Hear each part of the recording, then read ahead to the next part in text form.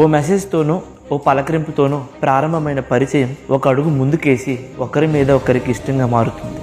ఆ ఇష్టం శృతి మించి నువ్వు లేకపోతే నేనుండలేను, నా సర్వస్వం అంతా నువ్వే అనే ప్రేమ అనే అపోహగా మారుతుంది. మదిలోని తలంపులన్నీ కూడా ఒకరి మీదే ధ్యాసగా అయిపోతుంది. మనస్సు నైజమే అంతా.